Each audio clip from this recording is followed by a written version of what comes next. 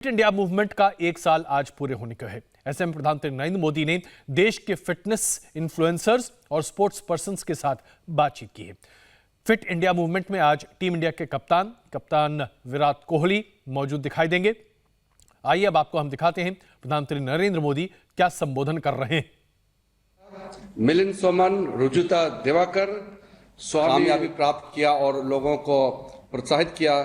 ऐसे हमारे fitness influencers हैं विराट कोहली, अफशान आशिक, देवेंद्र जजारिया, मिलिंद सोमन, रुजुता दिवाकर, स्वामी शिवधनन सरस्वती जी, मुकुल कनितकर जी अभी लाइव प्रधानमंत्री जी के साथ फिटनेस डायलॉग के लिए जुड़े हुए हैं। उनका भी मैं स्वागत करना चाहता हूं। और देश भर में दूरदर्शन, NIC और हॉटस्टार के माध्यम से करोड़ों लोग जो आज जुड़े हैं उनका भी मैं स्वागत करना चाहता हूं। माईगॉव जो प्लेटफॉर्म है इसमें 1 करोड़ से ज्यादा रजिस्ट्रेशन किया है। तो इससे भी ये दर्शाता है कि कितने लोग प्रेरित हुए हैं प्रधानमंत्री जी के फिट इंडिया मूवमेंट के इस कॉल से। पिछली बार जब प्रधानमंत्री जी ने लॉन्च किया था फिट इंडिया मूवमेंट, उसमें एक अहम बात कही थी कि fit India movement people's movement बनना चाहिए। ये लोगों का ड्राइव होने वाला कार्यक्रम होना चाहिए। जो कॉल किया है, मैं आज खुशी के साथ ये कह सकता हूं कि ये पीपुल्स मूवमेंट बनते जा रहा है। और पिछले 1 साल में बहुत सारा कार्यक्रम इस देश में हुआ है जो हमारे फिटनेस को एक नए स्तर तक लेके गए हैं। तो इस चीज़ को आगे ले जाने के लिए हमारे मंत्रालय ने एक फिटनेस प्रोटोकॉल तैयार की है और उस फिटनेस प्रोटोकॉल में 3 एज कैटेगरी बनाया है, जो 5 साल से 18 साल, 18 से 65 और 65 साल से ऊपर के लिए एक फिटनेस एप्रोप्रिएट एप्स बनाया है और किताब प्रिंट किया है जिसको WHO ने भी बहुत ही अप्रिशिएट किए हैं। तो सबसे पहले मैं आदरणीय प्रधानमंत्री जी से जो फिटनेस प्रोटोकॉल तैयार की है उसको लॉन्च करने के लिए मैं आदरणीय प्रधानमंत्री जी को निवेदन करना चाहता हूं।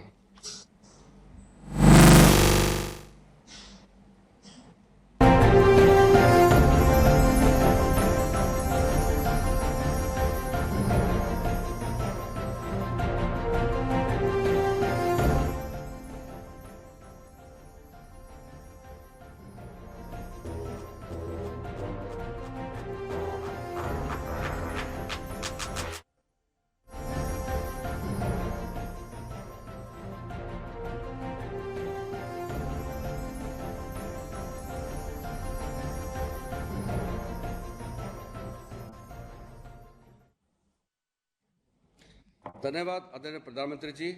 तो आज के बहुत ही यूनिक और इंटरेस्टिंग फिट इंडिया डायलॉग शुरू करने के लिए मैं सबसे पहले हमारा पैरा ओलंपिक्स में जो गोल्ड मेडल जीते हैं भारत के लिए देवेंद्र जजारिया से मैं शुरू करना चाहता हूं। तो मैं अनुरोध करता हूं देवेंद्र जी, आप अपने फिटनेस कार्यक्रम और आपका जो जीवन में क्या क्या आपका एक्सपीरियंस है वो शेयर करते हुए आज के जो प्रधानमंत्री जी के साथ डायलॉग करेंगे वो आपसे शुरू करने के लिए मैं आमंत्रित करना चाहता हूं। देवेंद्र जी नमस्कार। प्रणाम। देवेंद्र जी, आप एक गोल्ड मेडलिस्ट जेवलिन थ्रोअर भी रहे हैं और मैं चाहूंगा कि शरीर में तकलीफ होने के बावजूद भी आप अपने फिटनेस रूटीन को जिस प्रकार से मेंटेन किया है और जिस प्रकार से आपने दुनिया में भारत का झंडा फहराया है, तो जरूर आपसे देश कुछ सुनना चाहेगा और मैं भी सुनना चाहूंगा।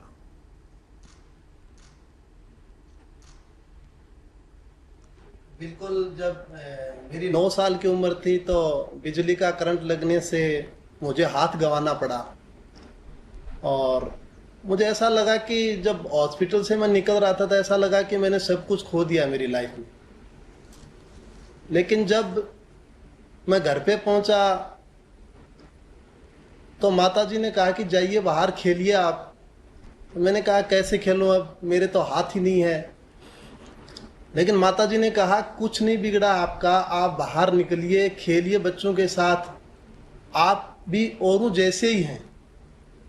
तो मैंने उस दिन घर से बाहर निकल के सोचा कि मैं कमज़ोर नहीं कहलाऊंगा, मैं सबसे फिट बन के दिखाऊंगा।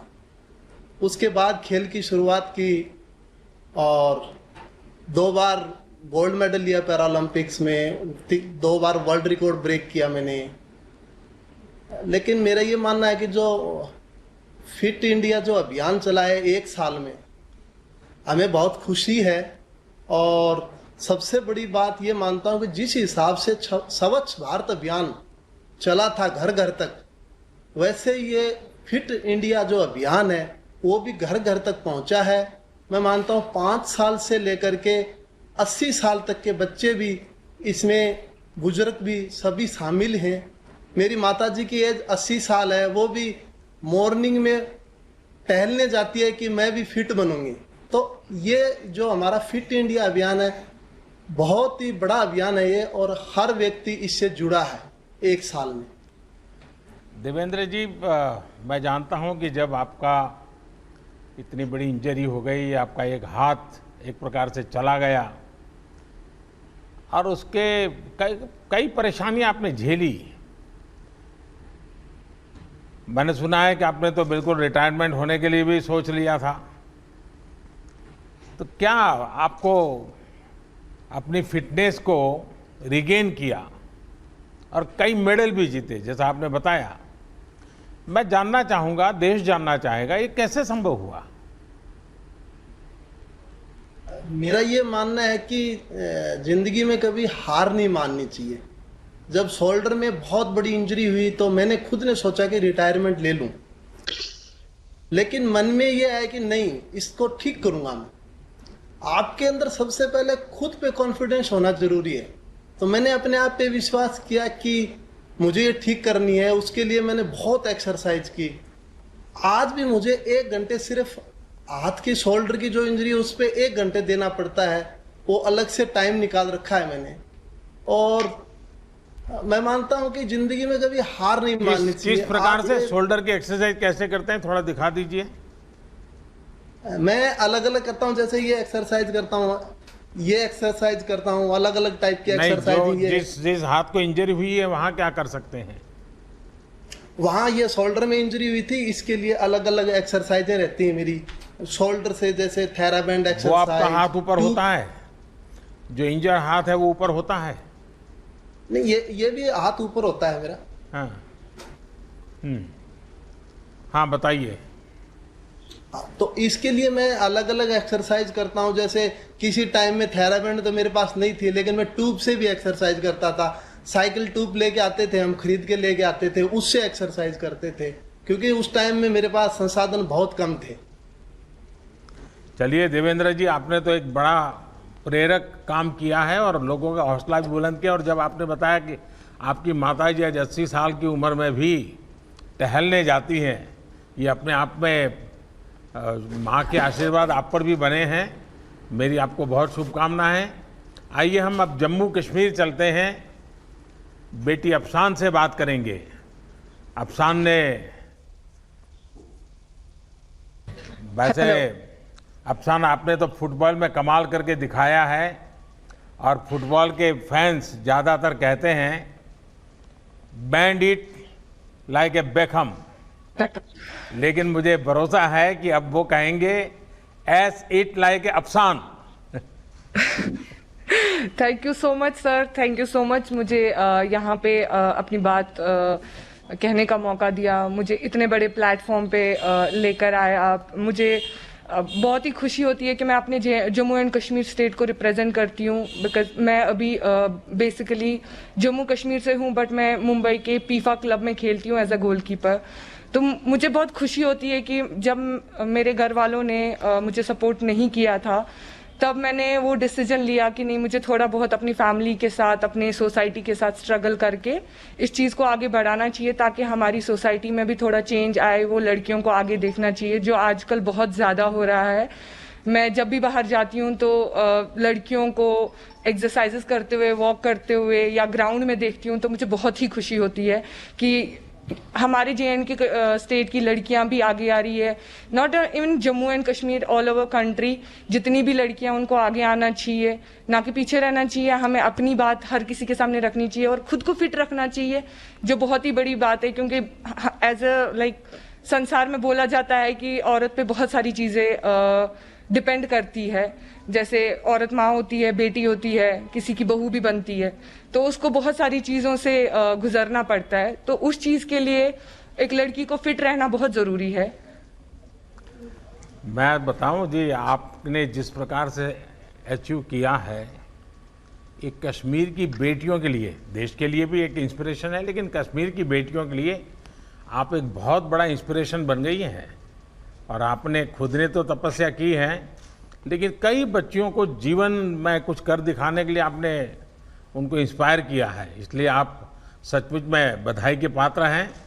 और मुझे विश्वास है कि आपको फॉलो करके देश भर में लड़कियां जरूर आगे आएंगी और आगे तक जाएगी।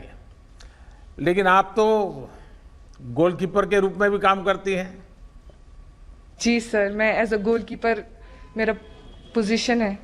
तो फिर तो आपको सिर्फ फिजिकल नहीं, थोड़ा मेंटल मुझे अलर्टनेस भी करना पड़ता होगा। फिजिकल और मेंटल और फ्लेक्सिबिलिटी पे ज़्यादा ध्यान देना पड़ता है, क्योंकि एज ए कीपर मुझे बहुत सारे जंप्स, डाइव्स वगैरह करने पड़ते हैं, तो मुझे उस चीज़ के लिए खुद को बहुत ज़्यादा फिट रखना, अपने बॉडी वेट को मेंटेन करना पड़ता है, ज़्यादा ना हो कम ना हो, ताकि मैं लाइक जब भी हम गोल पोस्ट पे खड़े होते हैं तो कीपर एक ऐसा इंसान होता है जो पूरा मैच देख रहा होता है, हर एक प्लेयर पे उसकी नज़र रहती है। तो कीपर पे आई गेस मुझे लगता है 60% गेम डिपेंड रहता है, वो पूरा अपनी टीम को चलाता है। तो कीपर का फिजिकली फिट रहना ज़रूरी नहीं, मेंटली फिट रहना भी बहुत ज़रूरी है। आप इसके लिए जो करती हैं कुछ बताओगी, ताकि हमारे देश के नौजवानों को आपका रूटीन कैसे होता है, कैसे करती हैं आप, थोड़ा सा उनको गाइड करिए। मैं मोस्टली मॉर्निंग सुबह 5:30 ग्राउंड जाती हूँ, ग्राउंड पे अपना वर्कआउट स्टार्ट करती हूँ। मॉर्निंग में 5:30 उठ के पहले मेडिटेशन करती हूँ, ताकि अपना माइंड कूल एंड काम रख सकूँ। मैं जो हमारे MS धोनी है, कैप्टन है इंडियन टीम के, एक्स कैप्टन रह चुके हैं, तो मैंने उनसे बहुत कुछ सीखा है, क्योंकि वो बहुत ही कामली काम करते हैं। As a captain, as a player, he is very calm, और मुझे उनकी वो जो कामनेस है खुद में लाना बहुत अच्छा लगता है, कि जैसे वो कामली काम करते हैं अपनी लाइफ में, हर एक को अपनी लाइफ में वैसे ही कामली काम करना चाहिए। अपने मेंटल स्ट्रेस को ज़्यादा हाई नहीं करना चाहिए, अपने मेंटल स्ट्रेस को बैलेंस रखना चाहिए, ताकि जो दिन भर के काम होते हैं वो ईजिली और स्ट्रेस फ्री कर सके। ठीक है, आजकल बच्चे फिजिकल एक्टिविटीज़ में शामिल होने के बजाय 24 घंटे स्क्रीन के सामने ही ज़्यादा समय बिताते रहते हैं। प्रत्येक राज्य में फिट रहने की अपनी स्थानीय परंपरा रही है। आपने तो बचपन अपना, भले आज इस फुटबॉल को लेकर के आप मुंबई में आप काफ़ी कुछ समय बिताती हैं, लेकिन हर एक राज्य की अपनी एक विशेषता होती है फिटनेस की। कश्मीर में वेदर भी हमेशा अनुकूल नहीं होता है, बहुत ही विपरीत रहता है। तो ऐसे में आप वहाँ की कौन सी ऐसी पारंपरिक चीज़ें हैं जो वहाँ के बच्चों के जीवन में, क्योंकि मैंने देखा है खेल कूद में कश्मीर के बच्चे शानदार है जी, अद्भुत है। ये नेचुरल फिटनेस में वहाँ क्या ऐसे तौर तरीके हैं? मोस्टली हम एक हाई एल्टीट्यूड पे रहते हैं, तो यहाँ पे जो ब्रीदिंग का जो प्रॉब्लम होता है, जब हम बाहर जाते हैं, दूसरे स्टेट्स में खेलने जाते हैं, तो हमें वो ब्रीदिंग प्रॉब्लम नहीं होता, हमारा स्टेमिना जो होता है वो बहुत ही ज़्यादा अच्छा होता है। उस प्रधानमंत्री नरेंद्र मोदी फिट इंडिया को संबोधित कर रहे हैं, तमाम खिलाड़ियों के साथ बातचीत कर रहे हैं, पूरे देश को प्रोत्साहित कर रहे हैं कि आप अपने आप को स्वस्थ कैसे रखें। आइए आपको सीधे दिखाते हैं प्रधानमंत्री क्या कह रहे हैं। लिए स्विमिंग को यूज करते रहे हैं, क्या अभी भी उसमें समय देते हैं? तो मेरा एक कोई ऐसा रूटीन नहीं है, मुझे एक्सरसाइज करना पसंद है। मैं दिन में जितना भी समय मुझे मिलता है, 3 मिनट हो या 30 मिनट हो या 3 घंटा हो, जितना समय मुझे मिलता है मैं एक्टिविटीज करते रहता हूं। कभी कभी बहुत कम समय मिलता है, और मैं लोगों से यही कहता हूं कि मैं कभी जिम नहीं जाता, मैं कभी मशीन यूज नहीं करता। अभी स्पोर्ट्स के लिए वो यूजफुल होता है जब आप कंपटीशन में होते हो, लेकिन अगर सामान्य रूप से आपको अगर फिट रहना है और हेल्दी बनना है तो आप घर पे भी आसान चीजों को लेके आप फिट और हेल्दी बन सकते हो। मैं लोगों से यही कहता हूं कि मैं घर पे 8 फुट बाय 10 फुट की जगह में मैं फिट रह सकता हूं और मैं मैराथन दौड़ सकता हूं, मैराथन के लिए मैं तैयारी कर सकता हूं। तो ये जरूरी नहीं, लोगों के समझ में कभी कभी बोलते हैं नहीं फिट रहने के लिए इतना सारा करना पड़ता है, इतना समय की इतनी समय की जरूरत होती है, जिम की जरूरत है, इसकी जरूरत है, उसकी। मैं जब दौड़ता हूं मैं जूते भी नहीं पहनता, वो मुझे अच्छा लगता है। तो मैं कहना चाहता हूं कि जो भी आपके पास है उसे लेके, जो भी आपके पास है उसे लेके भी आप फिट और हेल्दी बन सकते हो। सिर्फ एक मन में वो विचार चाहिए कि मुझे हेल्दी बनना है, मुझे फिट रहना है। तो वो कैसे रहना है? आसान चीजें हैं ये। बहुत लोग हमें कहते हैं कि नहीं आसान नहीं है, ये करना होता है, वो करना होता है। तो अंदर झांक के अपने आप को स्टडी करके मन को भी तन को भी हम बना सकते हैं, अपनी रूटीन, अपना एक्सरसाइज हम बना सकते हैं। और गए सालों में लोगों ने किया है। मैं कहता हूं आपसे, मैराथन रनिंग में हमारा जो नेशनल रिकॉर्ड है शिवनाथ सिंह जी का 1978 में बनाया था, वो भी बिना जूते के दौड़ते थे। 2 घंटे 12 मिनट का रिकॉर्ड है जो आज तक किसी ने तोड़ा नहीं। और मैं समझता हूं कि बात यही है कि हम सोच रहे हैं आजकल कि आगे बढ़ने के लिए इतनी सारी चीजें जरूरी है, लेकिन मैं सोचता हूं जैसे देवेंद्र जी ने कहा कि अगर आत्मविश्वास है, और स्पोर्ट्स से सबसे बड़ी चीज जो हमें मिलती है वो है आत्मविश्वास। और सिर्फ स्पोर्ट्स नहीं, आपके आवाज में, आपकी बातों में इतना अनुभव झलकता है और मुझे विश्वास है। मैं आपका पूरा समय ले रहा हूं, मैं भी बात कर रहा हूं। नहीं, मुझे अच्छा लगा। मैं चाहता हूं, मैं आज सुनना चाहता था। जी, और कुछ कहना चाहते हैं? नहीं, इतना ही कहना चाहता हूं कि लोगों को समझ में होना चाहिए कि हेल्दी और फिट रहना बहुत जरूरी है। कितना फिट रहना है वो सबके विचार के ऊपर है। अगर आप मैराथन के लिए फिट रहना चाहते हो, आप पर्वत चढ़ने के लिए फिट रहना चाहते हो, आप सामान्य जीवन के लिए फिट रहना चाहते हो, तो आपको क्या करना चाहिए वो आपको जानना जरूरी है। और मैं सोचता हूं कि फिट इंडिया मूवमेंट के जरिए ये सारी जानकारी जो है, ये सारा इंफॉर्मेशन जो है वो लोगों तक पहुंचेगा। और आपने जैसे ये लॉन्च किया है एज अप्रोप्रिएट फिटनेस प्रोटोकॉल्स, इसके बारे में मैं कहना चाहता था। हमारे जो बुजुर्ग लोग हैं भारत के, जो मास्टर्स में भाग लेते हैं, इंटरनेशनली मास्टर्स कंपटीशन में भाग लेते हैं, 60, 70, 80, 90, 100 की उम्र में इंटरनेशनल कॉम्पिटिशन जो मास्टर्स कहते हैं उसमें भाग लेते हैं और गोल्ड मेडल जीतते हैं भारत के लिए।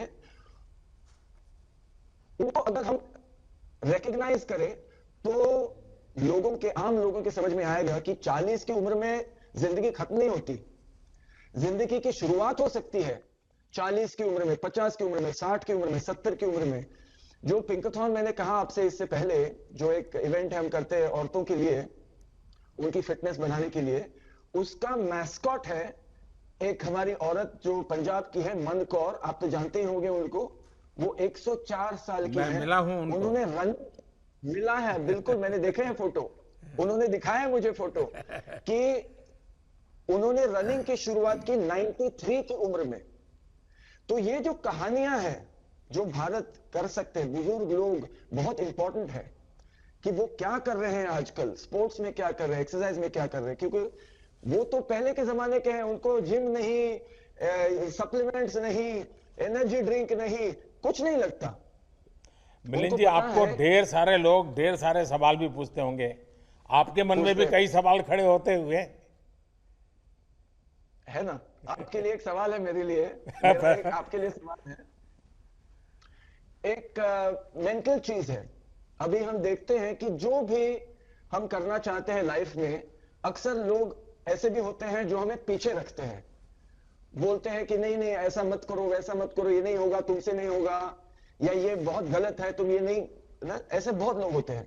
और जैसे हम अभी सोशल मीडिया पे हैं तो बहुत सारे लोग और लोग कहने वाले हैं कि ऐसा मत करो, वैसा मत करो, तुम बहुत बुरा कर रहे हो, ये कर रहे हो। कभी बोलते हैं कि अच्छा भी कर रहे हो, बहुत लोग करते बुरा कर रहे हो। तो ऐसे समय में अभी आपके लिए भी बहुत होगा, मेरे लिए है, जैसे आप फेमस भी होते हो, किसी पोजीशन पे भी होते हो, तब और भी लोग आपको कहते हैं, मन में बहुत उसका प्रेशर होता है कि लोग मुझे बहुत बुरा कह रहे हैं, अच्छे भी कहते हैं, बुरा भी बहुत कहते हैं, तो उसको आप हैंडल कैसे करते हो? देखिए मिलिंद जी, Mentally, आपने बड़ा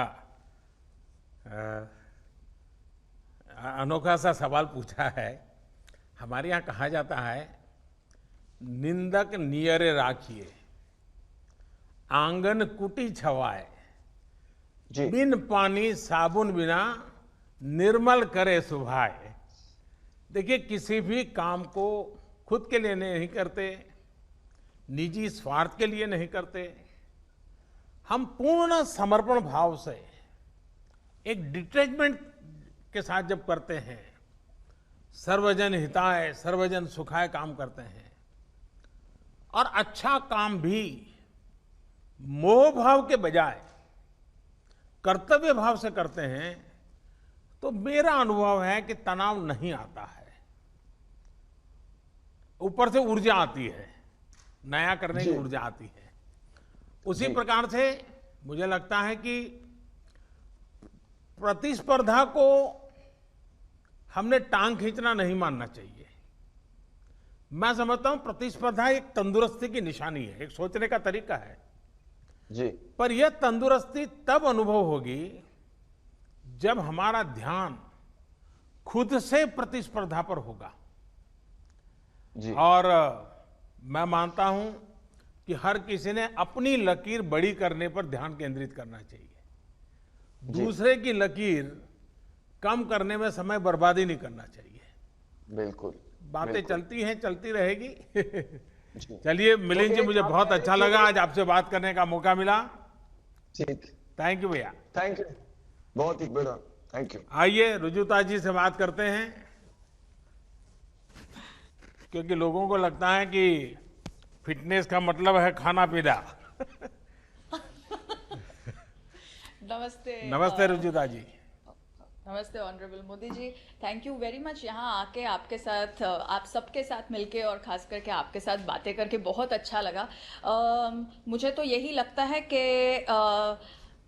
थैंक्स टू यू आज दाल चावल घी को अप्रूवल मिल रहा है हर एक घर में। नहीं तो हम पहले यही सोचते थे कि फ्री में अपनी दादी नानी ज्ञान बांट रही है तो उसको क्यों रुजुता सुने। जी, आपका जो ईट लोकल थिंक ग्लोबल का जो मंत्र, मैं समझता हूं आज के लिए तो भारत के लिए बहुत एकदम से मेल खा रहा है।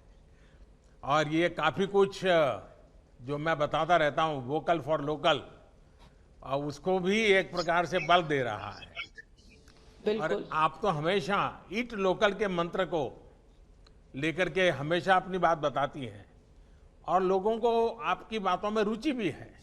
तो मैं जरूर चाहूंगा कि आज बहुत बड़ी मात्रा में जब लोग सुन रहे हैं, तो ईट लोकल के पीछे आप क्या कहना चाहती हैं? ईट लोकल के पीछे मैं वही कहना चाहती हूँ जो आपने अब भी कहा कि हमारे यहाँ हमेशा कहा गया है कि सर्वजन सुखाय सर्वजन हिताय।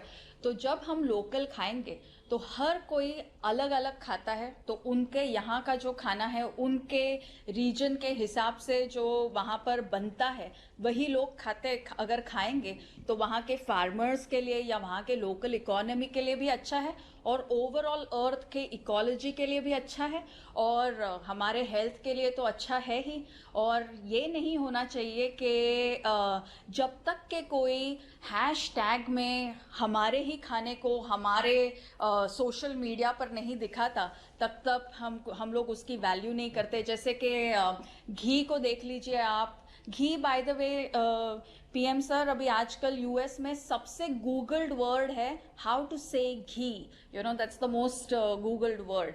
और हम लोग पहले जैसे हल्दी दूध नहीं पी रहे थे, लेकिन अभी जैसे ही उसको कोई टर्मरिक लाते कहता है या गोल्डन मिल्क तो हम पीने लगते हैं। इसीलिए आपका ये जो इनिशिएटिव है वोकल फॉर लोकल, वो बहुत महत्वपूर्ण है, क्योंकि फिर हम हमारे ही भाषा में हमारे ही खाने को और उसके वैल्यू को पहचानेंगे।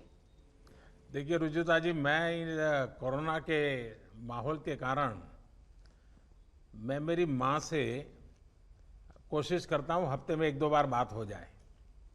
और जब भी मैं माँ से बात करता हूँ तो तुरंत वो मुझे पूछती है कि बेटा तू हल्दी लेता है कि नहीं लेता है। वो तुरंत मुझे पूछती है हल्दी लेता है कि नहीं लेता है। तो आपकी बात सही है। अच्छा, आपका जो फिटनेस का मंत्र है, और मैं समझता हूँ ये मैसेज बड़ी ताकत रखता है। आप कहती है don't lose health, lose weight. जरा समझाइए क्या कहना चाहते हैं आप? मुझे यही लगता है कि हम बहुत बार वजन कम करने के कोशिश में हेल्थ गवा देते हैं, रात की नींद गवा देते हैं, दिन का चैन चला जाता है और इश्क विश्क भी नहीं हुआ होता, बस डाइट पे रहते हैं। तो मुझे यही लगता है कि लोगों को ऐसी कोई भी चीज़ नहीं करनी चाहिए जिससे रातों की नींद और दिन का चैन हराम हो जाए। जस्ट नॉर्मल खाना जो हमारे घर पर बनता है, रोटी सब्जी दाल चावल पोहा उपमा नून चाय जैसे कश्मीर में पिया जाता है, हर एक रीजन की हमारे यहाँ पर स्पेशलिटी है। तो अगर घर का खाएंगे, पैकेट में से कम खाएंगे, और अभी 2020 भी चल रहा है, तो मेरे हिसाब से अगर हमारे जो पुरुष वर्ग है वो भी अगर हमारे साथ महिलाओं के साथ घर पर हमारे किचन्स में काम करेंगे, तो हम लोग पैकेट में से कम खाएंगे, अपने ही किचन से ज़्यादा खाएंगे, तो सेहत ऐसी ही बनी रहेगी। डिफ़ॉल्ट में हम लोग अच्छी सेहत बना पाएंगे। तो लेकिन रुजुता जी, एक तरफ फिटनेस, एक तरफ डाइटिंग, सारा माहौल ऐसा बना हुआ है, उस समय अगर आप ईट मोर वाली बात करती है। देखिए, आपकी माँ जी जब आपको ये पूछती है कि आपने हल्दी ली कि नहीं, तभी आपको उन्होंने और एक सीख दी होगी, जो मैं आपको गारंटी देती हूँ कि ये 100% आप दोनों में ये बात हुई होगी। शायद जब आप छोटे होंगे, आपने मे बी 2-3 चपाती खा ली होगी और आपने कहा होगा आज मैंने 3 चपातियाँ खा ली, तो आपने माँ ने आपको बोला होगा कि कभी गिनते नहीं है कि कितना खाया है, बस उतना ही खाओ जितना ज़रूरी है, और जो खाते हो वो आराम से चबा चबा के खाओ। आज ये विजडम कनाडा फूड गाइड में 2019 में साइंटिफिक विजडम आ गया, लेकिन हमारे घरों में हमारी माँ, हमारी दादी, हमारी नानी जो हमको प्यार से कह देती है या डांट के कह देती है, उसमें साइंस छुपा हुआ है, ये हम कभी कभी भूल जाते हैं। तो आपकी बात सही है। और कितना खाएं उसके बजाय कैसे खाएं और कैसा खाएं, इसका महत्व बहुत है। और मेरी अपनी भी एक रेसिपी है। ये मेरी अपना इनोवेशन है, ऐसा मेरा क्लेम नहीं है, लेकिन मैं ये जो ड्रमस्टिक है मोरिंगा, ये न्यूट्रिशन की दृष्टि से बहुत महत्वपूर्ण है, ऐसा मैं सुनता रहा हूँ। तो फिर मैं खुद उसके परोठे बनाता था और मैं उसके परोठे खाता था, और मेरे सप्ताह में 1-2 बार आज भी मैं इसका उपयोग करता हूँ। और आज मुझे लगा है, और आपने हैशटैग की चर्चा की है, तो मैं भी मेरी ये रेसिपी जरूर पब्लिक के लिए रखूंगा। बिल्कुल। रजुला जी, फार्म टू टेबल, ये आजकल इसकी बहुत चर्चा हो रही है। कई स्टार्टअप्स इस आधार पर आगे बढ़ रहे हैं। ये हमारे देश में सदियों पुराना विचार है, और जैसे आपने कहा कि भाई हर परिवार में ये परंपराएं थी, और अब धीरे धीरे 21वीं सदी का विचार भी बन गया है। मुझे पक्का विश्वास है कि आप जिन बेसिक चीज़ों को, यानी बैक टू बेसिक एक प्रकार से कहें, उसको प्रमोट कर रही हैं, और आपकी बात ज़्यादा से ज़्यादा लोगों तक पहुँचे, ये बहुत अच्छा होगा। और मुझे अच्छा लगा आज आपसे बातें कर करके। आपका बहुत बहुत धन्यवाद। आइए हम एक नई दुनिया में प्रवेश करना चाहेंगे। अब फिटनेस की दुनिया के अलग लोग यहाँ आए, लेकिन फिटनेस का एक अलग लेवल भी होता है। और मुझे खुशी है कि स्वामी शिव दयानंद सरस्वती जी, उन्होंने आज हमारे बीच आकर के हमें आशीर्वाद भी देने का और मार्गदर्शन करने के लिए स्वीकार किया है। IIT दिल्ली से इंजीनियरिंग और MIT से मास्टर करने के बाद आपने ये मार्ग चुना है। लोगों को जरूर आश्चर्य भी होता होगा, आदर का भाव भी आता होगा और मुझे पक्का विश्वास है कि आपके संबंध में लोगों की जिज्ञासा भी बढ़ती होगी। मैं आपसे जानना चाहूंगा कि इतना बिल्कुल ही अलग बैकग्राउंड और इस प्रकार का आज का ये समर्पित जीवन, मैं समझता हूं आपकी बात को नई पीढ़ी जरूर नए तरीके से स्वीकार करेगी और इसलिए जरूर हम सुनना चाहेंगे आपके अनुभव।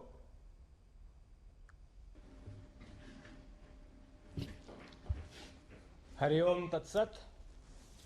हरिओम तत्सत। बिहार योग विद्यालय और योग नगरी मुंगेर के नागरिकों की ओर से माननीय प्रधानमंत्री जी को और इस कार्यक्रम को देख रहे सभी लोगों को हमारा सादर नमस्कार, हार्दिक अभिनंदन। आपने जो प्रश्न किया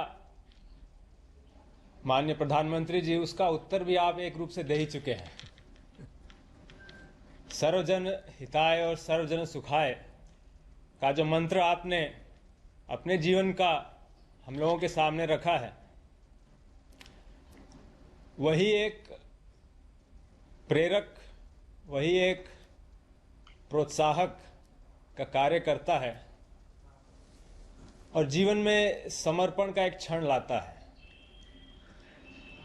अपने बारे में कुछ ज़्यादा कहना तो संकोचजनक होगा। मैं यहाँ केवल अपनी गुरु परंपरा के महान विभूतियों का उल्लेख करना चाहूँगा। उनके जीवन का उल्लेख करूँगा तो मेरे जीवन की बात भी अपने आप ही स्पष्ट हो जाएगी। हमारी गुरु परंपरा प्रारंभ होती है ऋषिकेश के स्वामी शिवानंद जी महाराज से। आप में से कई लोग जानते होंगे, वो मेडिकल डॉक्टर थे, उच्चतम डिग्रियां प्राप्त थी उनको, FRCS की उच्च डिग्री प्राप्त की थी उस जमाने में, और उस समय वो मलाया में काम करते थे और बहुत यश था, नाम था, धन था। लेकिन एक क्षण आया उनके जीवन में जब इस सर्वजन हिताय सर्वजन सुखाय की भावना से प्रेरित होकर मलाया से हिमालय आ गए, दिव्य जीवन संघ की स्थापना की। हमारे परम गुरु जो उनके शिष्य हुए स्वामी सत्यानंद सरस्वती जी, जिन्होंने बिहार योग विद्यालय की स्थापना की थी, वो अल्मोड़ा के रहने वाले थे, कुमाऊं के एक संपन्न जमींदार के पुत्र थे। सैकड़ों एकड़ जमीन थी। 19 बरस की आयु में सब छोड़ के अपने गुरु चरणों में आए और संन्यास्त होकर अपने गुरु आदेश का पालन करते हुए उन्होंने बिहार योग विद्यालय की स्थापना की। उनका गुरु आदेश यही था कि योग को नगर नगर डगर डगर फैलाना है, योग को प्रतिष्ठित करना है, और यही काम स्वामी सत्यानंद जी ने किया। और अंत में हम अपने गुरुदेव स्वामी निरंजनानंद जी की बात करना चाहेंगे।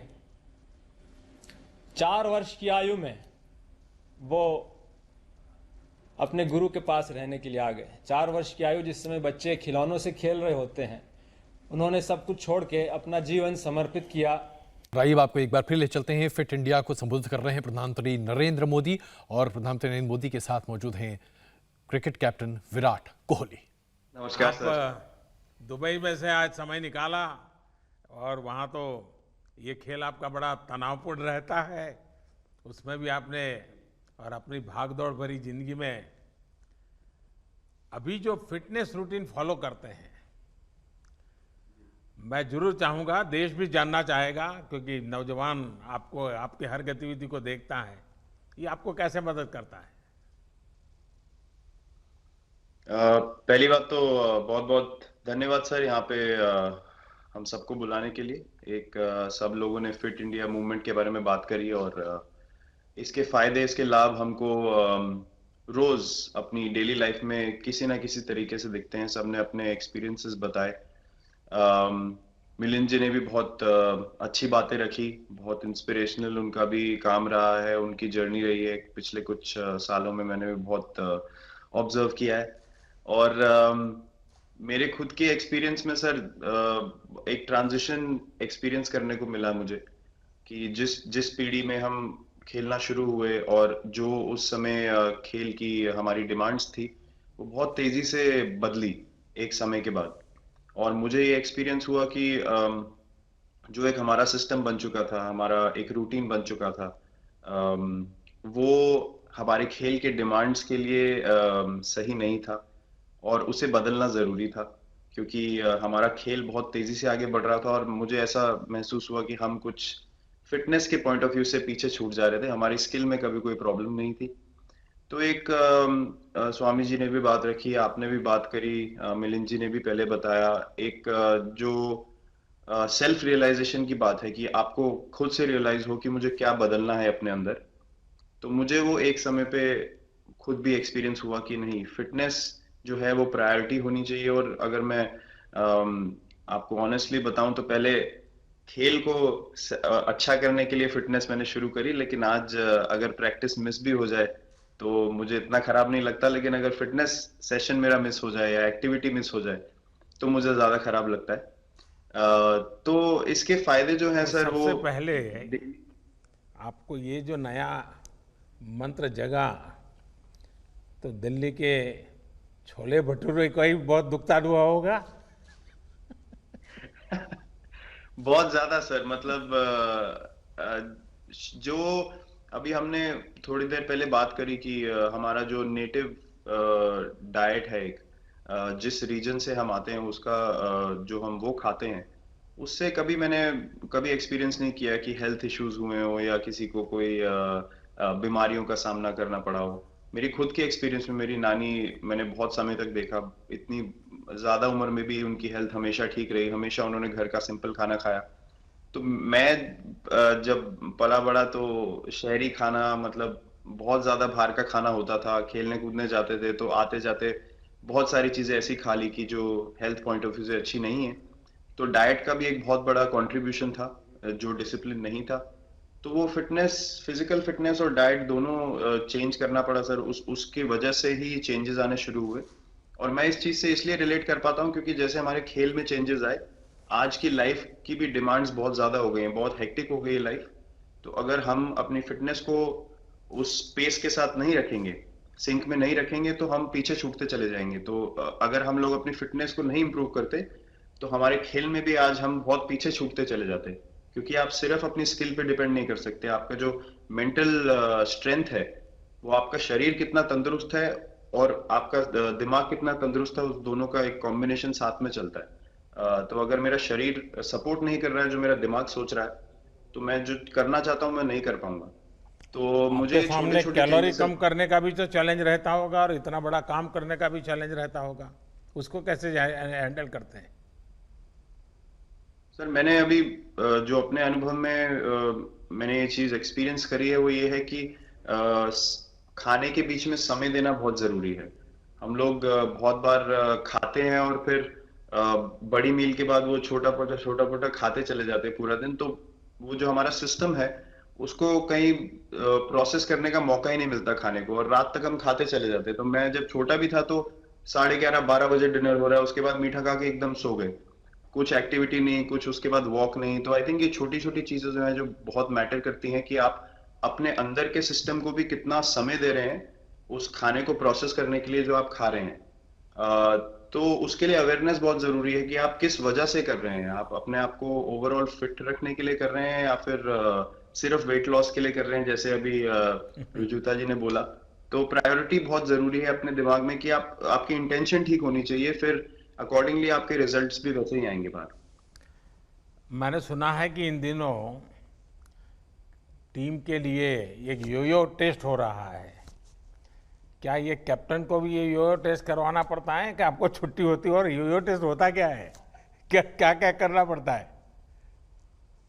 सर टेस्ट ये बहुत जरूरी था फिटनेस पॉइंट ऑफ व्यू से। अगर आप ग्लोबल फिटनेस लेवल्स की बात करें तो बाकी टीमों से हमारा लेवल अभी भी कम है, और हम चाहते हैं कि वो लेवल हम ऊपर लेके जाएं। जो एक बेसिक रिक्वायरमेंट है आज की डेट में, हम लोग फोकस करते हैं कि जैसे T20 मैच हो गया या वनडे मैच हो गया, वो एक दिन में खत्म हो जाता है। लेकिन अगर हम टेस्ट मैच की बात करें जो 5 दिन आपको खेलना है, हर शाम को आपको वापस जाना है, अगले दिन फ्रेश आना है, तो उस पॉइंट ऑफ व्यू से ये फिटनेस जो स्टैंडर्ड था वो बहुत जरूरी था। और मैं सबसे पहले मैं ही जाके भागता हूँ, और ये कंडीशन है कि अगर मैं भी फेल हो जाऊंगा तो सिलेक्शन के लिए मैं भी अवेलेबल नहीं हूँ। तो आई थिंक ये सिस्टम और ये कल्चर सेट करना बहुत जरूरी होता है। और उससे क्या होता है सर, ओवरऑल एक जो फिटनेस लेवल है टीम का बढ़ेगा। जैसे टेस्ट क्रिकेट में हमारा बहुत बार होता है कि आप थके हुए हैं, तीसरे दिन आके आपको, जैसे हमारे फास्ट बॉलर्स हैं आज की डेट में, वो दुनिया में सबसे ऊपर है, तो उनको अगर दूसरे तीसरे चौथे दिन आके वो एफर्ट डालना है फील्ड पे, तो वो डाल सकते हैं। पहले क्या होता था, स्किल हमारे पास हमेशा से रही है, लेकिन शायद जो मैंने आपको बोला वो ट्रांजिशन मैंने जो एक्सपीरियंस किया, हम लोग वो जरूरी समय जो आता है जहाँ पे शरीर थक जाता है और टीम को आपकी जरूरत है, वहां पे परफॉर्मेंस जो है हमारी डिप हो जाती थी और दूसरी टीम जीत जाती थी।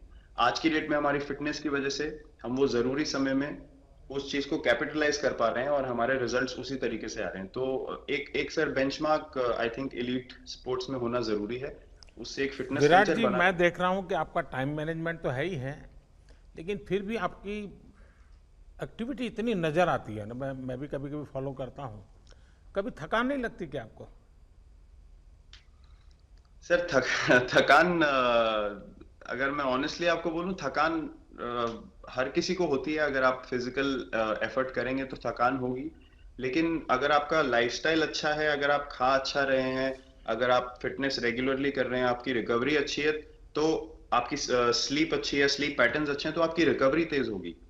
तो अगर मैं थक रहा हूं और 1 मिनट में मैं दोबारा रेडी हो जा रहा हूं, तो वो मेरा प्लस पॉइंट है। तो आई थिंक वो मैंने एक चीज एक्सपीरियंस करी जो बहुत जरूरी हो जाती है। आपका ओवरऑल लाइफस्टाइल कैसा है उसके ऊपर बहुत डिपेंड करता है। विराट जी, बहुत अच्छा लगा मुझे, और मैं आपको, अनुष्का जी को और आपके दोनों के परिवार को निकट भविष्य की शुभ घड़ी के लिए बहुत बहुत शुभकामनाएं देता हूं। धन्यवाद sir, thank you so much. आइए मुकुल कानिटकर जी से बात करते हैं। ये मुकुल जी की दुनिया अलग है, जो उनसे बात करते ही हमें पता चलेगा मुकुल जी से। मुकुल जी, आपके हिसाब से आज के संदर्भ में आप फिटनेस का अर्थ क्या करते हैं? क्योंकि आप तो गीता और विवेकानंद और इन्हीं चीजों के आसपास अपनी बातें करते रहते हैं, तो उस बातों को कैसे समझाएंगे आप? हम भारतीय दृष्टि में, शिक्षा में, भारतीय दर्शन में फिटनेस को या स्वास्थ्य को एक समग्र दृष्टिकोण से देखते हैं। It's a complete concept. केवल शरीर के स्वस्थ होने की बात नहीं है, मन, बुद्धि और उससे भी महत्वपूर्ण भावना का स्थान फिटनेस में बहुत बड़ा होता है। और एक पक्ष जिसको आज वर्ल्ड हेल्थ ऑर्गेनाइजेशन भी ध्यान में देता है हेल्थ की डेफिनेशन में, वह पक्ष है सामाजिक स्वास्थ्य का पक्ष। और इसलिए आपने ये जो एक बहुत महत्वपूर्ण और फिट इंडिया मूवमेंट शुरू किया, स्वस्थ भारत का ये अभियान शुरू किया है, क्योंकि पूरा समाज स्वस्थ होने का प्रयास करेगा तब व्यक्ति स्वस्थ रह पाएगा, अकेले के प्रयास करने से नहीं होगा। इसलिए ये जो एक कल्चर डेवलप हो रहा है स्वास्थ्य का, ये बहुत महत्वपूर्ण है। और हमको तो बहुत खुशी होती है, भगवत गीता कहती है यद्यद् आचरति श्रेष्ठ तत्तदेवेतरो जनः। और देश के प्रधानमंत्री जब संसद में खड़े होकर के सूर्य नमस्कार का बखान करते हैं, तब सारा देश प्रेरणा लेता है सूर्य नमस्कार की। मैंने 4 साल की उम्र में माँ को सूर्य नमस्कार करते हुए देखा और उनका अनुसरण करते करते सूर्य नमस्कार सीखा, और तब से सूर्य नमस्कार एक दिन भी बिना रुके कर रहा हूँ। और आज मध्य प्रदेश में हर स्वामी विवेकानंद जयंती को 12 जनवरी को आकाशवाणी से सूर्य नमस्कार का संचालन होता है, और 1 करोड़ से ज़्यादा स्कूली छात्र 2007 से लगातार सूर्य नमस्कार करते हैं। इसलिए आपका वो सूर्य नमस्कार का वीडियो देख करके इतना आनंद हुआ और ऐसा लगा कि अब इस देश के सर्वोच्च स्थान से भी सूर्य नमस्कार की बात हो रही है। तो समर्थ रामदास के बाद आपकी याद आई कि आपने ऐसा एक बहुत अद्भुत मंत्र दिया। मुकुल जी, आप इतने सालों से युवाओं के बीच में गीता स्वाध्याय करते आ रहे हैं, आपको क्या लगता है, जैसे आपने कहा कि भी एक मध्य प्रदेश का सूर्य नमस्कार की सफलता, और आप जिस मिशन को लेकर काम करते हैं, आपको क्या लगता है? भगवत गीता 2 वीरों के बीच का संवाद है, श्री कृष्णार्जुन संवाद है। कृष्ण वह है जिसने 1 उंगली पर गोवर्धन उठा लिया था, और अर्जुन को सव्यसाची कहते हैं, दाहिने बाएं दोनों हाथ से गांडी उठा करके 24 घंटे बिना नींद लिए कर्म करने की क्षमता है। इसलिए भगवत गीता 2 सबसे फिट लोगों के बीच का संवाद है। इसलिए गीता का स्वाध्याय यह फिटनेस का मंत्र है, और उससे आदमी के मन में वह जागृति होती है कि मेरे को अपने जीवन में सब स्तर पर, शरीर, मन, बुद्धि, भावना के स्तर पर, और उससे भी ऊंचा आध्यात्मिक स्तर पर स्पिरिचुअल लेवल पे भी फिट होना बहुत आवश्यक है, ताकि मेरा मन मेरे शरीर में फिट हो, मैं परिवार में फिट हूं, मेरा परिवार समाज में फिट हो, समाज पूरे राष्ट्र की आवश्यकता में फिट हो और हमारा राष्ट्र विश्व में योगदान करने के लिए विश्व समुदाय में फिट हो। तब तो माता भूमि पुत्रों हम पृथिव्याम होगा और हम पर्यावरण को भी फिट करेंगे। इसलिए ये फिटनेस एक भगवत गीता एक समग्र विचार हमको देती है, एक दृष्टि देती है। और इसलिए मैंने हमेशा पाया, पिछले 30 वर्षों से युवाओं के बीच में गीता स्वाध्याय कर रहा हूं, तो युवाओं को जब ये दृष्टि देते हैं तब वो कहते हैं, पहले तो हम सोचते थे गीता रिटायरमेंट के बाद की बात है, अब पता चलता है गीता पढ़ेंगे तो रिटायर होंगे ही नहीं, रीटायर होते रहेंगे, बार बार टायर बदलते रहेंगे और नई नई पारी खेलते रहेंगे। यह युवाओं को प्रेरणा भगवत गीता से मिलती है। मुकुल जी, आप शिक्षा और युवाओं को लेकर पैशनेट हैं। आप यानी युवाओं के मन में भी आपसे कुछ न कुछ जानने की इच्छा रहती है। मेन चीज है मेंटल फिटनेस, इमोशनल फिटनेस। क्या उसके संबंध में आप कुछ बात सरलता से समझा पाएंगे? जी, बहुत बढ़िया। आपको पहले तो एक इस बात के लिए बधाई दे दूं कि राष्ट्रीय शिक्षा नीति में आपने फिटनेस को, खेल को, योग को एक्स्ट्रा करिकुलर से करिकुलर में लेकर के आए। अब ये पाठ्येतर गतिविधि नहीं बन गई, अब ये पाठ्यक्रम का अंग बन गई है, अब उसके क्रेडिट मिलेंगे। ये एक बहुत अद्भुत क्रांतिकारी काम इस राष्ट्रीय शिक्षा नीति 2020 में हुआ है, उसके लिए आपको बहुत बड़ी बधाई। मैं से हम की प्रक्रिया है, ये जो व्यक्ति केंद्रित विचार के कारण फिटनेस में गड़बड़ होती है, चाहे वो फिर आहार की बात हो, चाहे विहार की बात हो, चाहे व्यायाम की बात हो। जो सर्वे भवन्तु सुखिना का मंत्र है, वह मंत्र होता है मैं के विस्तार से। इसलिए मेंटल और इमोशनल फिटनेस जो है वह निस्वार्थता की ओर ले जाने वाली है। स्वामी विवेकानंद का वाक्य है, एन ऑन्स ऑफ अनसेल्फिशनेस, एक रत्ती भर भी निस्वार्थता आपको टनों शक्ति प्रदान करती है, इतनी बड़ी मनोशक्ति प्रदान करती है। ये जो ताकत देने वाली बात है, जब मैं व्यक्तिगत स्वयं के लिए काम करता हूं और जब मैं उसी काम को परिवार के लिए करता हूं, तो मेरे मन का विस्तार होता है, मेरी भावना का विस्तार हो, मेरा पर्पस ऑफ लाइफ बड़ा हो जाता है। और आज आप सारे काम देश के लिए करते हैं, 24 घंटे देश के लिए काम करते हैं। विराट कोहली जी जब देश के लिए खेलते हैं और जब क्लब के लिए खेलते हैं, उनके खेल में हम देखने वालों को फर्क दिखाई देता है। जब मैं राष्ट्र के लिए स्वयं को दांव पर लगाता हूं तो मेरी इफिशिएंसी बदल जाती है, क्योंकि मेरी भावना का उतना विस्तार होता है। फिर 135 करोड़ भारतवासियों का भावनात्मक संबल भी मुझे मिलता है। इसलिए ये जो मैं से हम की प्रक्रिया है, और फिर भारत सारे विश्व के लिए काम करता है, तो सारी मानवता, सारी सृष्टि और फिर परमेष्टि, ये जो आध्यात्मिक विकास तक जो मैं से हम की यात्रा होती है, व्यक्ति से परिवार, परिवार से समाज, समाज से राष्ट्र, राष्ट्र से सृष्टि और सृष्टि से परमेष्टि, यह जो व्यष्टि से समष्टि की यात्रा है, यह फिटनेस का एक बहुत बड़ा मंत्र है। ये जीवन का पर्पस ऑफ लाइफ बदल देता है, और पर्पस ऑफ लाइफ ही तो सब कुछ है। नहीं तो फिर तो मेंटेनेंस की हो जाएगी कि कार घर में ले आओ और उसको चकाचक रखो और मेंटेन करो, लेकिन चलाओ मत, क्योंकि चलाने से खरोच आ जाएगी। वैसे ही शरीर को केवल मेंटेन करना तो फिटनेस नहीं है। उस शरीर, मन, बुद्धि से बने हुए व्यक्तित्व का एक गंतव्य है, एक लक्ष्य है, एक पर्पस ऑफ लाइफ है, एक मकसद है, जिसको प्राप्त करने के लिए हमको काम करना है।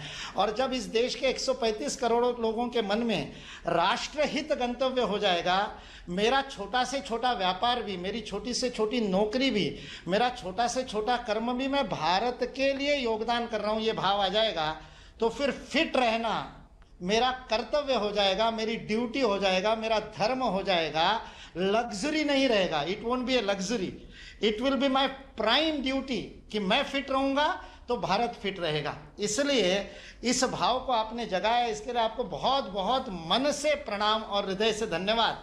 और आप उसको, you are leading from the front, आप उदाहरण बन करके उसको लीड कर रहे हैं, उसके लिए आपका धन्यवाद। चलिए, आपका भी बहुत धन्यवाद। आज देश के वो प्रेरणा देने वाले ऐसे 7 महानुभावों का भी मैं विशेष रूप से आभार व्यक्त करता हूं, क्योंकि आपने समय निकाला और आपके खुद के अनुभवों को बताया। आपने फिटनेस के भिन्न भिन्न आयामों पर खुद के जो अनुभव शेयर किए, वो निश्चित रूप से देश की हर पीढ़ी को बहुत ही लाभकारी होंगे, ऐसा मुझे लगता है। आज का ये डिस्कशन हर आयु वर्ग के लिए और भिन्न भिन्न रुचि रखने वालों के लिए भी बहुत ही उपयोगी होगा। फिट इंडिया मूवमेंट की फर्स्ट एनिवर्सरी पर मैं सभी देशवासियों के अच्छे स्वास्थ्य की कामना करता हूं। एक साल के भीतर भीतर ये फिटनेस मूवमेंट ऑफ पीपल भी बन चुका है और मूवमेंट ऑफ पॉजिटिविटी बन चुका है। देश में हेल्थ और फिटनेस को लेकर निरंतर अवेयरनेस में बढ़ोतरी होती चली जा रही है और एक एक्टिवनेस भी बढ़ी है। मुझे खुशी है कि योग, आसन, व्यायाम, walking, running, swimming, healthy food habits, healthy lifestyle अब ये हमारी नेचुरल कॉन्शियसनेस का हिस्सा बन रहा है। साथियों, फिट इंडिया मूवमेंट ने अपना एक साल एक ऐसे समय में पूरा किया है जिसमें करीब करीब 6 महीने अनेक प्रकार के रिस्ट्रिक्शन के बीच हमें गुजारा करना पड़ा है। लेकिन फिट इंडिया मूवमेंट ने अपने प्रभाव और प्रासंगिकता को इस कोरोना काल में सिद्ध करके दिखाया है। वाकई फिट रहना उतना मुश्किल काम नहीं है जितना कुछ लोगों को लगता है। थोड़े से नियम से और थोड़े से परिश्रम से आप हमेशा स्वस्थ रह सकते हैं। फिटनेस की डोज आधा घंटा रोज। मैं दोबारा सुनाता हूं, फिटनेस की डोज आधा घंटा रोज। इस मंत्र में सभी का स्वास्थ्य, सभी का सुख छिपा हुआ है। फिर चाहे योग हो या बैडमिंटन हो, टेनिस हो या फुटबॉल हो, कराटे हो या कबड्डी, जो भी आपको पसंद आए, कम से कम 30 मिनट रोज कीजिए। अभी हमने देखा युवा मंत्रालय और स्वास्थ्य मंत्रालय ने मिलकर फिटनेस प्रोटोकॉल भी जारी किया है। साथियों, आज दुनिया भर में फिटनेस को लेकर जागरूकता है। वर्ल्ड हेल्थ ऑर्गेनाइजेशन WHO ने global strategy on diet, physical activity and health उसको एक प्रारूप दिया है और प्रचारित किया है। फिजिकल एक्टिविटी पर ग्लोबल रिकमेंडेशन भी जारी किए हैं। आज दुनिया के अनेक देशों ने फिटनेस को लेकर नए लक्ष्य बनाए हैं और उन पर अनेक मोर्चों पर वो काम कर रहे हैं, अनेक प्रकार के काम कर रहे हैं। ऑस्ट्रेलिया, जर्मनी, ब्रिटेन, अमेरिका, ऐसे अनेक देशों में इस समय बड़े पैमाने पर फिटनेस का अभियान चल रहा है और उनके ज्यादा से ज्यादा नागरिक डेली फिजिकल एक्सरसाइज करें, फिजिकल एक्सरसाइज के रूटीन से जुड़े। साथियों, हमारे आयुर्विज्ञान शास्त्रों में कहा गया है, सर्व प्राणी भृताम नित्यम आयुः युक्तिम अपेक्षते दैवे पुरुषाकारे च स्थितम ही अश्य बलाबलम। अर्थात संसार में श्रम, सफलता, भाग्य सब कुछ आरोग्य पर, हेल्थ पर ही निर्भर करता है। स्वास्थ्य है तभी भाग्य है, तभी सफलता है। जब हम नियमित रूप से व्यायाम करते हैं तो खुद को फिट और मजबूत रखते हैं। एक भावना जागती है कि हां, हम स्वयं के निर्माता हैं। एक आत्मविश्वास आता है। व्यक्ति का यही आत्मविश्वास उसको जीवन के अलग अलग क्षेत्रों में भी सफलता दिलाता है। यही बात परिवार, समाज और देश पर भी लागू है। एक परिवार जो एक साथ खेलता है, एक साथ फिट भी रहता है, a family that plays together stays together। इस महामारी के दौरान कई परिवारों ने यह एक्सपेरिमेंट करके देखा है। साथ में खेले, साथ में योग प्राणायाम किया, एक्सरसाइज की, मिलकर पसीना बहाया। अनुभव यह आया कि यह फिजिकल फिटनेस के लिए तो उपयोगी बना ही, लेकिन उसका एक और बाय प्रोडक्ट के रूप में emotional bonding, better understanding, mutual cooperation, ऐसी अनेक बातें भी परिवार की एक ताकत बन गई, सहजता से उभर करके आई। आमतौर ये भी देखने में आता है कि कोई भी अच्छी आदत होती है, उसे हमारे माता पिता ही हमें सिखाते हैं। लेकिन फिटनेस के मामले में अब थोड़ा उल्टा हो रहा है। अब युवा ही इनिशिएटिव ले रहे हैं और माता पिता को भी एक्सरसाइज करने, खेलने के लिए मोटिवेट करते हैं। साथियों, हमारे यहां कहा गया है, मन चंगा तो कठौती में गंगा।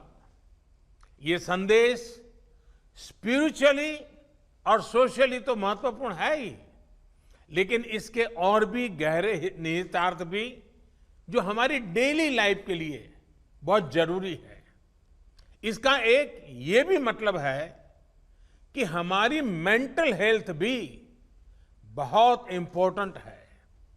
यानी sound mind is in A sound body, इसका उल्टा भी उतना ही सही है। जब हमारा मन चंगा होता है, स्वस्थ होता है, तो ही शरीर भी स्वस्थ रहता है। और अभी चर्चा में आया था कि मन को स्वस्थ रखने के लिए एक अप्रोच है मन को विस्तार देना। संकुचित मैं से आगे बढ़कर जब व्यक्ति, परिवार, समाज और देश को अपना ही विस्तार मानता है, उनके लिए काम करता है, तो उसमें एक आत्मविश्वास आता है। मेंटली स्ट्रांग बनने के लिए ये एक बड़ी जड़ी बूटी का काम करता है। और इसीलिए स्वामी विवेकानंद जी ने कहा था, strength is life, weakness is death, expansion is life, contraction is death. आजकल लोगों से, समाज से, देश से जुड़ने और जुड़े रहने के लिए तरीकों की, माध्यमों की कमी तो बिल्कुल नहीं है, भरपूर अवसर है। और प्रेरणा के लिए हमारे आसपास भी कई उदाहरण मिल जाएंगे। आज जिन 7 महानुभावों को सुना, इससे बड़ी प्रेरणा क्या होती है? हमें बस इतना करना है कि अपनी रुचि, अपने पैशन के अनुसार कुछ चीजों को चुनना है और उसे नियमितता से करना है। मैं देशवासियों से आग्रह करूंगा, हर पीढ़ी के महानुभावों से आग्रह करूंगा, तय कीजिए कि आप दूसरों की कैसे मदद करेंगे, क्या देंगे। अपना समय, अपनी नॉलेज, फिजिकल हेल्प, कुछ भी लेकिन कीजिए, जरूर कीजिए। साथियों, मुझे भरोसा है देशवासी फिट इंडिया मूवमेंट से और ज्यादा से ज्यादा जुड़ते रहेंगे और हम सब भी मिलकर के लोगों को जोड़ते रहेंगे। फिट इंडिया मूवमेंट दरअसल हिट इंडिया मूवमेंट भी है। इसलिए जितना इंडिया फिट होगा उतना ही इंडिया हिट होगा। इसमें आप सभी के प्रयास हमेशा की तरह देश की बहुत मदद करेंगे। मैं आप सबको शुभकामनाओं के साथ और आप सबका हृदय से आभार व्यक्त करते हुए आज फिट इंडिया मूवमेंट को एक नया बल दें, नए संकल्प के साथ आगे बढ़ें। फिट इंडिया व्यक्ति समष्टि का एक पूरा सिलसिला चले, इसी एक भावना के साथ आप सबका बहुत बहुत धन्यवाद।